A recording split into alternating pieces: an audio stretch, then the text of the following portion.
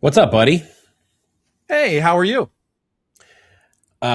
So this past week I was at an Apple training, and last week I was emailing with my Kaseya rep to figure something out because it's not clear.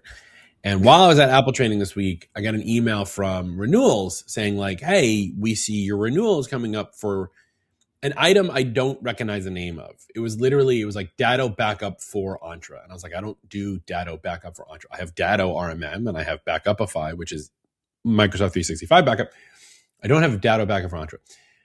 And the people that were on the email, because it was like contract renewal, it was my rep and it was like 6 other people. And I just forwarded it to my rep, who I literally was talking to last week, being like, hey, what is this? And I got a generic email back saying, hi, we're in the process of switching who your rep is. You'll have a new rep within a week. And I was like, oh, yeah, that sounds about right. Because my guess is this guy is gone, or he just got fed up with my crap and didn't want to be my rep anymore. But retention over there is like the worst in the world. Yeah. I think I actually saw in the news that they had a fairly significant reduction in force in Miami. When? Like Tuesday? In the last couple of weeks.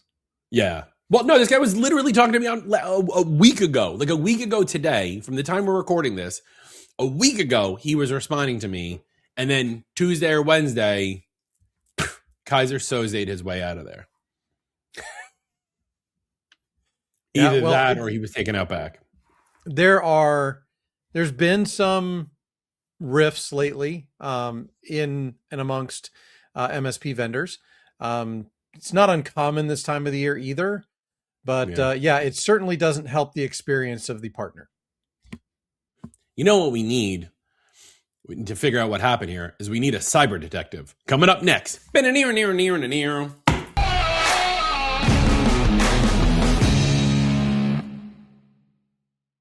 Operating an MSP sucks. Gozinta is here to make it suck less. With their consulting services, they are your trusted advisors through every step of your MSP's journey, from startup to exit. And their software is crafted with care to ensure that they're solving problems for you and not creating new headaches. Find out more at atmsp.link/Gozinta. That's atmsp.link/Gozinta. Level up your email domain security and deliverability. Reduce business email compromise and reel in that pesky email phishing. Make DMARC a new revenue stream for your MSP. Becoming a managed service provider partner with EasyDMARC is a great opportunity for your business to boost sales and decrease risk. Your customers need DMARC. Your job is to let them know that their email domain might be at risk. Find out more today at atmsp.link/EasyDMARC. That's atmsp.link/EasyDMARC. What's up, everybody? Welcome to the All Things MSP Podcast. I'm your host, Justin Esgar, and with me always, it's so cold outside that Eric grew an insulation layer beard, Mr. Eric Anthony. What's up, buddy? Yes, I did. It's chilly out. I just came from Florida, and I came back up north, and I'm like, this sucks. It was 22 here in Raleigh this morning, and I had a breakfast that I went to at 7:30 this morning. There's a lot wrong with that sentence. We'll get into it. Actually, what's funny was as I was leaving Florida, I got like an extreme weather alert for Florida, and I was like, oh, it must be hot. No, they were saying that it was dropping down to the 30s this weekend, and you might get hypothermia. And I'm like, you don't get hypothermia at 30 degrees, but you do when you're 90 years old and you only own a light jacket. That's true. Yeah. That's true. But have you seen the best warnings coming out of Florida? The iguana falling warnings? Yes, I have. They get cold, they fall out of a tree? Yes. Yeah. Big fans of that. All right, this isn't the All Things Iguana show. This is the All Things MSP show. And enough about us. We have a guest. I love it when we have a guest. Let's bring up Mr. Adam Pilton, Cybersecurity Advisor at Heimdal. We'll get more into that in a second. Adam, hey, man, how are you? Brilliant. I'm really good, particularly after hearing that. I did not know there was a thing. It's not a problem I've encountered in my life yet. Iguana's falling on me. Dude, just Google search iguana falls from tree and you'll just sit there like laughing for a while. Well, thanks for being here. Adam, real quick, give everybody a 2-minute spiel. Who are you? What is Heimdal? And look, you're British. You're clearly a football fan. who's your club? What are you happy about them with this year?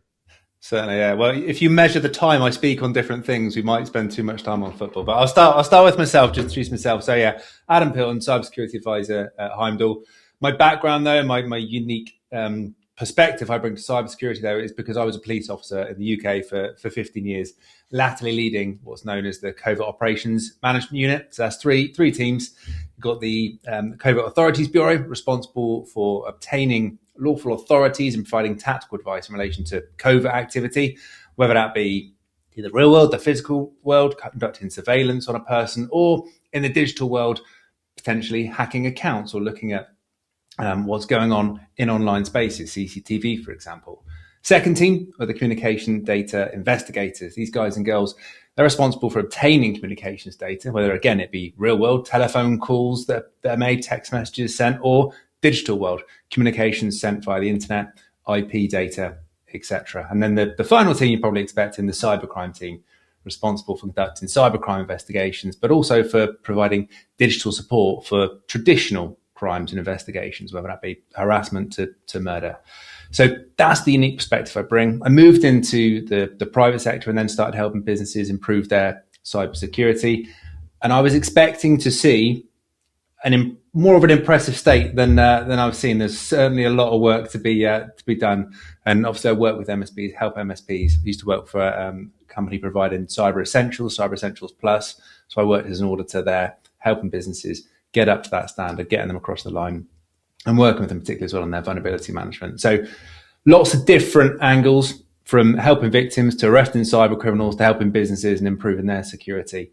And yeah, Heimdal Security, the company that I'm working with now Heimdal Security, they've got quite a unique prospect. They've got 12 different products, and essentially all these products work together to provide you a unified security platform. So you're looking at email security, antivirus, you're looking at what we call ransomware encryption, protection, patch management, application management. There's a lot there, but it all works in together, all feeds into what we call our TAC, Threat and Action Center, to give you that unified, enriched data all on one screen, all on one platform. So it's a really good, really valuable tool. And we're seeing lots of people really taking it up and also implementing our SOC because of the enriched data that you get. And then I guess the most important part, I support Arsenal. I'm an Arsenal fan, North London team here. And now is a particularly good time to be speaking about them because we're at the top of the Premier League, top of the Champions League, and we're sitting pretty into cup competitions as well. So I'm very happy at the moment with Arsenal.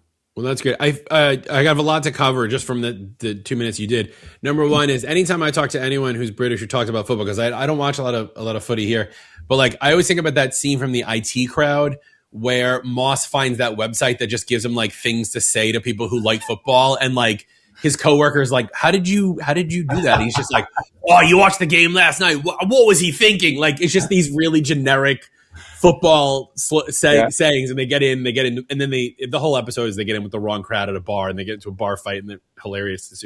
That's number one. Number two, I think this is the first time the word murder has come up on the All Things MSP podcast, so I'm excited about that.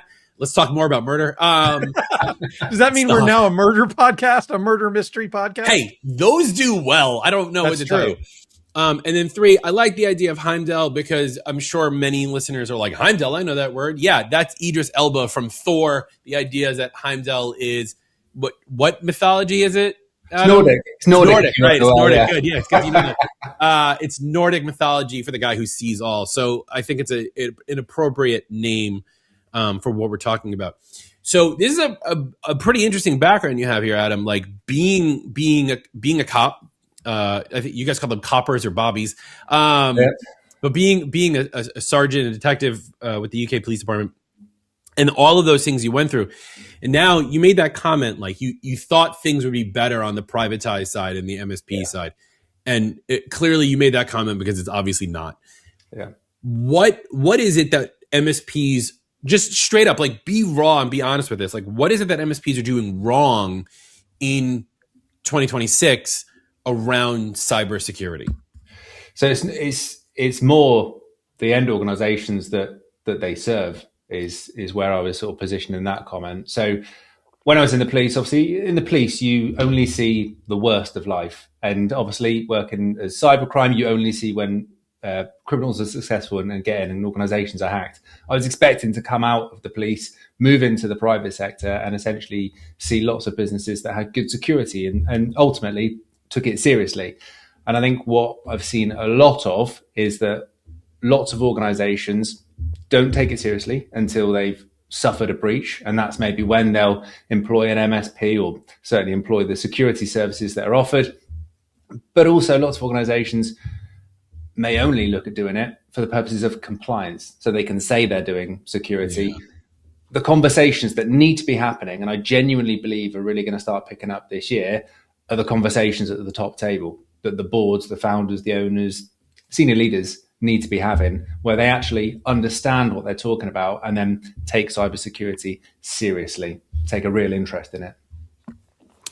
I 100% agree, right? I think the being able to tick that box to say we do, I have clients that like they wouldn't even do MFA if it wasn't required by their cyber insurance policy. And the only reason they have a cyber insurance policy is because a client of theirs was like, do you have a cyber insurance policy? Right. So it's the information trickles the wrong way. Why do you think this is? Why do you think companies, because obviously you're saying it's not the MSP's fault, right? MSPs are doing what they can. We're trying to push, but it always comes out really salesy. So we should get into that. But why is it, do you think, that these companies just don't care? Like, it's not like they don't know, right? It's not like it's not on the news all the time that this kind of stuff is happening worldwide. It's not like it's localized to the US or the UK or whatever. If this stuff is in the news all the time, big companies are getting hacked. Is it just the like, oh, I don't have to worry about it because I'm a small company and no one cares about me? Or is it really just straight pure ignorance on the owners or the senior leaders of the, in our case, client companies? Yeah, certainly. So I think there's a number of things at play. I think you call out a really good point, and I'll address that one first. That I'm a small business, I've got nothing. And that idea is an easy one to refer to and point to and say, I'm all right, I'm only a small business.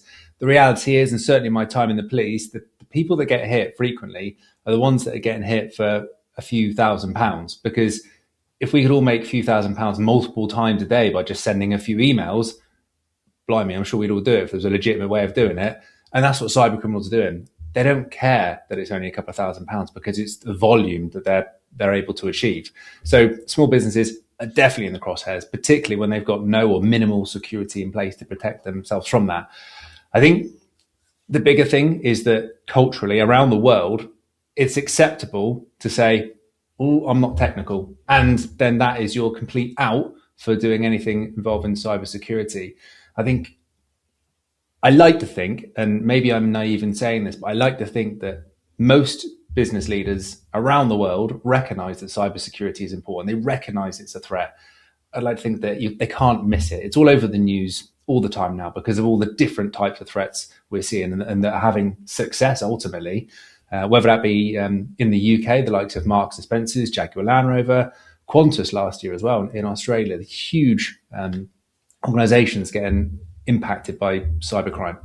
So I think the reality is that organizations, it's on their to-do list, but they don't know where to start. And because of that, it just always slips down the to-do list. I know with my to-do list in life, the things that are easy that I can tick off and get done today, I will do them. And the thing that, do you know what, I don't know where to start, I'm not quite sure how to do it, it sits there and it sits there. And that's what cybersecurity is for lots of organizations. It's something that they need to do, don't really know where to start, get huge figures quoted to them when they're going to start, and it's easy just to kick it down the road because it's not immediate, it's not in your face. I like that you made that comment where the business owners at this point are going, well, I'm not technical enough to understand that. So we can pivot that one into the MSPs, right? Yeah. How do the MSPs who are listening, there's, I don't know about in the UK, there's 40,000-ish MSPs in the United States. How do those MSPs position cybersecurity so it doesn't just sound like a selling pitch? Because you made a comment here, which is, they get pitched a very high price. Cybersecurity can be extremely expensive. And maybe, MSPs are trying to sell them the Fort Knox of cybersecurity, when in reality, they need a couple of door locks, So like, how do these MSPs position themselves to sell security without overselling the whole concept? Yeah, no, I got you. So yeah, I think in the UK we're just over 11,000 MSPs, and only I think just over 3,000 of them are managed security service providers. So I think, in answer to your question, the MSPs I speak with, the problem that they're seeing is that quite often they'll offer bundles. So basically, beginner, medium, and then expert level or advanced level. What they find is that organizations will go, I'll go with the cheapest bundle then, please. And then they believe they've got cybersecurity in place, because what is cybersecurity?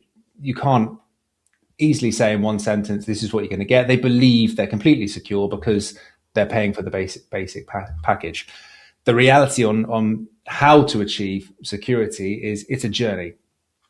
Very few organizations have got the budget, the resource to go from step one to Fort Knox, as you describe, in a couple of days, a couple of weeks. It's a journey.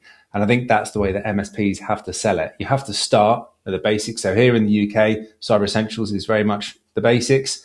And then you progress on. Then you move on to the likes of the NIST Cybersecurity Framework or ISO 27001, whatever you're looking to achieve. But you have to start out, get everybody on board, including the leadership, and say, this is what we're doing and this is why we're doing it. And this is how it ties into our mission statement, our vision statement, and our business objectives. And from that point on, you then keep building and you keep building so that it makes sense what you're doing, rather than a one-off project that you complete. And then, as you say, everyone's got MFA. And then as the year goes on, people are disabling it because it's a pain in the ass. Yeah. So it has to be part of a bigger roadmap.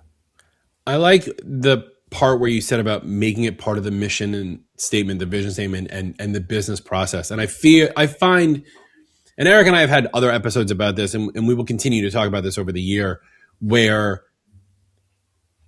a lot of MSPs call themselves MSPs when in reality, they're just kind of more IT help desk. And they don't have a position at the table to make a statement like, we're going to help your business processes, or we want to know what your vision statement is, or your mission statement. Like I personally at Virtua, like, I don't know what any of my clients' vision statements are. I'm just assuming their vision statement is like, I just want to smoke weed and draw pictures. And that's probably correct for like 50 to 70% of them. But I like that idea of if you really want to get in and help these companies, like the MSP needs to know what that business is doing, needs to know who that business's customers are, needs to understand that business's process, and around the idea of their entire security, not just cyber, but like if they can get their finger on the pulse around the entire security. Like I have a client who has an office in Manhattan. You got to get past an elevator, a guard, an elevator, and a key code to get into their office. And yet, if you compare their physical security to their cybersecurity, and shame on me, but you know me, I call myself out on the show all the time. It's like night and day, right? Yeah. Like they have what you're calling cyber essentials, which is like MFA on their email and, a door lock on their server closet or whatever. Yeah. But like going for something like NIST as a compliancy, not anywhere remotely in their wheelhouse. And it's not like we haven't offered it, right? Yeah. But like they're just like, this isn't something we need. And so going back to this original statement of like building into their business process, like I need to figure out, as the guy who's supposed to be smarter here, how to like work the NIST idea into their business process. And I think that's kind of the key here, right? I think that's what a lot of MSPs struggle with, is they either go in with too low of a cybersecurity offering to start with, or they go in too high and the sticker shock is so bad that the client doesn't want to do that either. So how does the MSP kind of look at clients individually and decide what the right level of coverage is for their level of risk and maybe their compliance requirements. Yeah, certainly. And I guess it's part of the process they'll have already, because you're going to be asking the questions, aren't you, about the endpoints they've got, the people, the training, what's in place already, and what do you need to do to get them to that baseline standard that you're going to offer. And then from that understanding, from that discovery phase, that's also when you need to be asking the questions about mission statements. What does your incident response procedure look like? Do you test it? All those kind of things. Once you've got that understanding, very quickly, because you'll have a template in place to give you an idea of where you're going, but very quickly, you'll be able to get a framework in place. What does year one look like? Year two, and even months 1, 2, and 3 of the onboarding process with you. And I think that's the important piece in terms of being able to make sure people see the value, is showing the value and being explicit about it. We understand it because we're in this world and we read the news, we see what's happening on a daily basis, and we understand the value of cybersecurity, and that really it is a business enabler because it's going to keep you in business and it's going to allow you to get more business through working with bigger organizations through your supply chain. But lots of organizations just see cyber insurance almost like probably I see insurance. It's something I've got to do and something that's probably not going to come into play, I hope. And I don't think any more about it than that. It's just a cost, isn't it? But yeah, for me, the reality is you've got to show the value, and that's done on day one, and it's done throughout the onboarding process, and it's done at your QBRs as well in terms of keeping that information flow going of what's happening and how you're protecting the business and ensuring they can carry on. What do you think is like the gold standard? Like, I know it's a weird question to ask because every customer is going to be different, right? But like, I think between the three of us, we can say like everybody needs email security. You need anti-spam, you need anti-phishing, you need MFA. What more, especially now, should MSPs be at least even just baselining out the gate as part of a cybersecurity essentials to then start that journey? Yeah, certainly. So I'm going to break it down into 3 areas, and people, process, and technology is what we refer to in cybersecurity frequently. So on the technology front, you've mentioned it, MFA. It's a must. Got to have MFA and strong passwords just for those the basics. I think you then realistically, you're looking at firewalls, antivirus. Moving across then into the process piece is massive, an incident response procedure, because you've got your preventative pieces in play already with the technology, and we'll touch on the people element as well. But once you've got that prevention in place, the basic, very basic prevention in place, if those defenses are surpassed, then you need to know what to do next. And lots of organizations have an incident response procedure that's beautifully crafted on day one. Everyone critiques it, reads it, it gets redone until it's perfect. And then it's never looked at again for multiple years. And the day that something happens, does anyone look at it? No, they may retrospectively look at it and then try and shoehorn their actions into what actually happened. But it needs to be something that's living and breathing and actually works. So for me, that is the number one process to have. And for the people, and now I've said it a few times, but it's all about awareness. If you not only understand what, for example, phishing is, but know what the latest phishing attacks are looking like. So in this current world we're living in, everything's AI generated a lot quicker. We're potentially now going to be having conversations like this and not knowing that potentially I'm not even real. We've seen that happen. We saw the organization that paid out $25 million last year or the year before now. It's happening. If you're aware that it can happen, then you'll be seeing those red flags during those incidents. There's moments in time where things are going to feel a bit wrong and a bit off. If you know that's a current threat, a current attack method, you're going to stop and think. So for me, awareness for people, instant response procedure, and then, those basic tech controls in place, which is probably a lot to ask, to be fair. No, of course. And I think that there's a good opportunity for MSPs to take stories like the one you're talking about, the AI situation. And, we always talk about like staying in touch with your customers. This is one that's a big one to say, hey, look what happened to those guys. Yeah. And yes, you're a small business and you might not see yourself in that position because you don't have $25 million. But you got that email from someone saying like, hey, buy me Google Play gift cards. They're the same. Like same, but different, right? Yeah.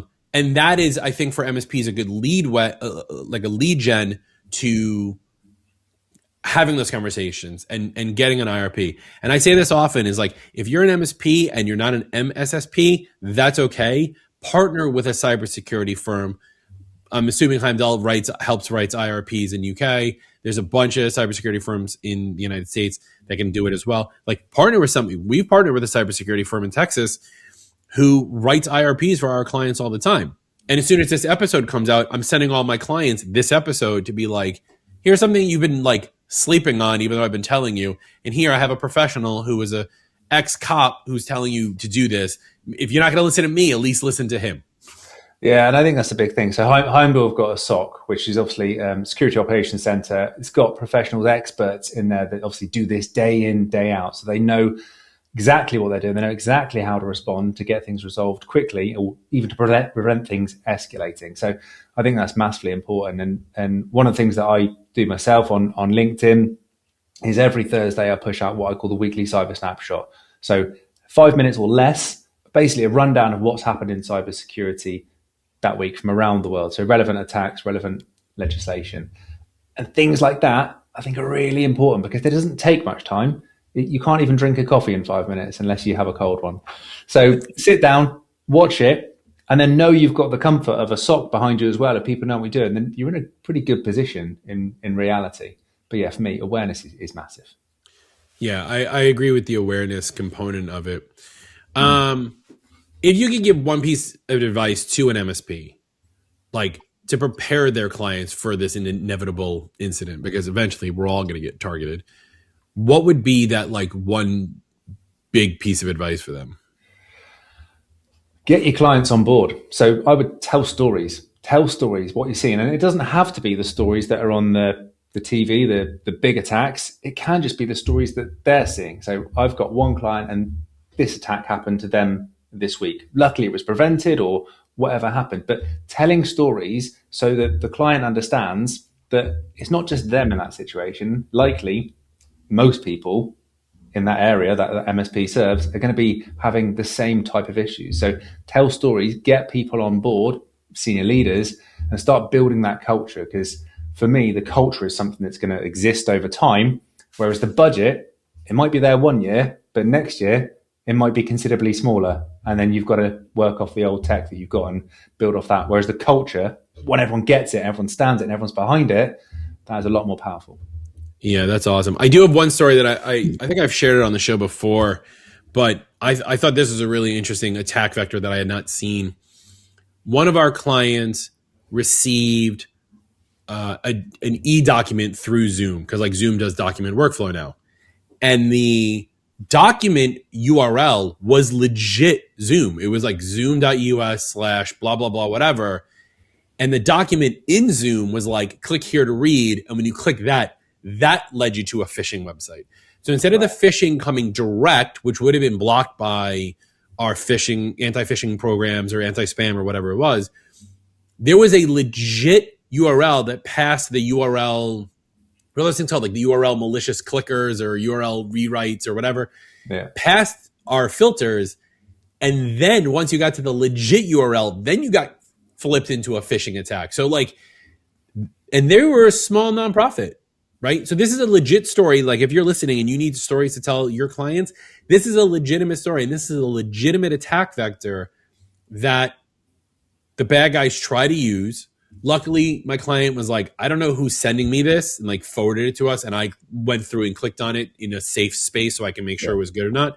But like, it was really weird because normally you get those like fake DocuSign ones all the time, but usually those get caught. This was legit zoom.us going to a bad document on the thing. It was crazy.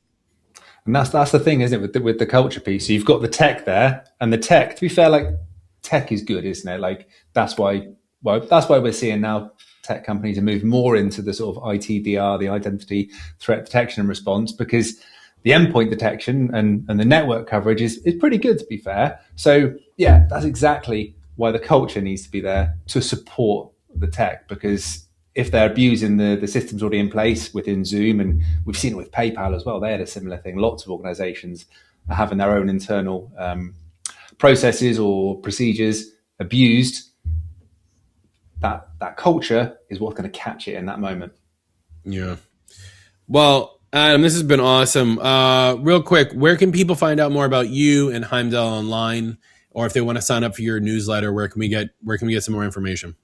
Certainly, yeah. So a couple of things. So if you go to LinkedIn and then Adam Pilton, just my name, you'll find me, and you'll find my newsletter as well, the Cyber Detectives Notebook. That's a monthly newsletter. The big one, though, probably the best one, is to go to Heimdal.com or HeimdalSecurity.com, /webinars. I run a monthly webinar called the Threat Watch Live, and this is essentially an hour-long webinar where I have a guest, and we'll speak about essentially the latest threats we're seeing, what that means. And we have good names on. So the February episode that's upcoming, we're going to have Becky Holmes, who's the author of Keanu Reeves is Not in Love with You, an international speaker as well on social engineering. So very, very topical. Keanu Reeves is not in love with you, but I really thought he was. He's a lovely man, I heard. I don't know. I never met him personally. Eric, anything else you want to add on there before we finish up for today? I just think that this is a critical conversation still among the MSP world. I think there's still a lot of MSPs who don't know exactly how to approach customers in the right way about cybersecurity. And if you haven't had enough of Heimdal and Idris Elba, the new season of Hijack is now out on HBO Max. Oh yeah, I have to watch that show. I thought it was on Apple TV. It's on HBO. I thought it was on Apple TV. Whatever. Maybe it's Apple TV. I don't know. That's on our all things binge watch show coming out next fall. We'll give you exactly the latest to do. Well, Adam, thanks so much for being here, man. For those at home, follow us at facebook.com/group/allthingsmsp. Check us out in our high def glory at youtube.com/@allthingsmsp. Like, subscribe, ring the bell. Talk to your clients. That's my last word here, is talk to your clients. If you're not talking to your clients about security, like literally every day, you're not, I mean, all right, maybe not every other day. Every day that ends in a Y. Talk to them every day that ends in a Y. Or on Thursday. Get it? Dude. So we did that. Right. I got that. It's a Nordic joke, Adam. Yeah, so do that. Talk to your clients, but it is, like Adam said, right? It's people and process, then technology. It's not about the tools. It's about the awareness, and it's about the culture. And I'm a big believer in that. So talk to your clients. Sign up for Adam's Cyber Detective Notebook. Check out all his stuff. That's it. That's Eric. I'm Justin. Bye.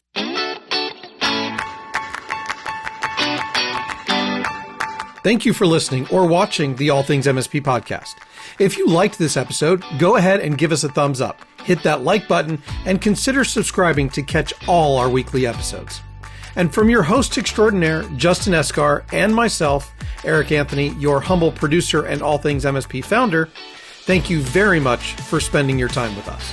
If you are not aware, All Things MSP started as a Facebook group and now supports over 6,000 members. We also have a LinkedIn page for those of you who don't do Facebook, and make sure to check out our YouTube channel for even more content. And a big thank you to our premier sponsors, EasyDmark, Helped, GoZinta, MoveBot, and Nodeware. And thank you to the rest of our sponsors. Without sponsors, we could not do what we do for the MSP community. Please consider checking them out. The All Things MSP podcast is a BizPow LLC production.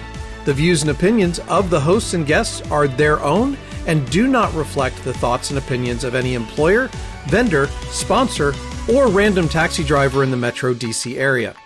Be sure to join us next week for another exciting episode.